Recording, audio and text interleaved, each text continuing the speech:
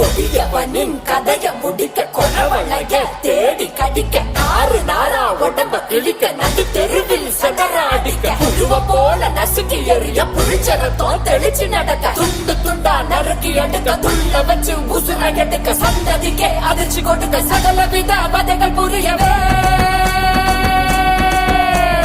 வஞ்சின வஞ்சின பொங்க விளைய